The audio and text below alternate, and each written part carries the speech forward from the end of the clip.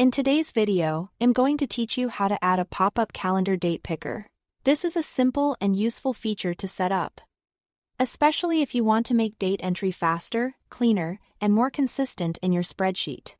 Instead of typing dates manually and risking formatting mistakes, you can let a calendar appear when someone interacts with a cell. That makes the sheet easier to use and helps reduce errors.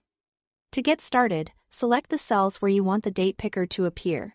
You can choose a single cell, a full column, or a specific range, depending on how your sheet is organized. It's a good idea to think ahead here, because any rule you apply will affect all selected cells. If this is for a form, planner, schedule, or tracking sheet, selecting the correct range now will save time later. Once your cells are selected, go to the top menu, click Data, and then choose Data Validation.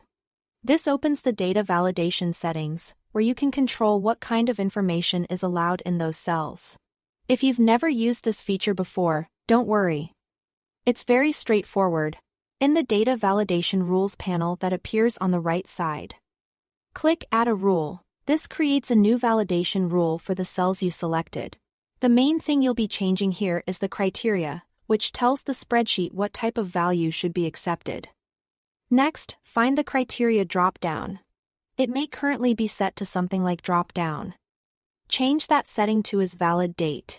This tells the spreadsheet that the selected cells should only contain proper date values. As soon as this rule is applied, those cells become date-aware, which allows the calendar picker to be used after that. Click Done to save the rule.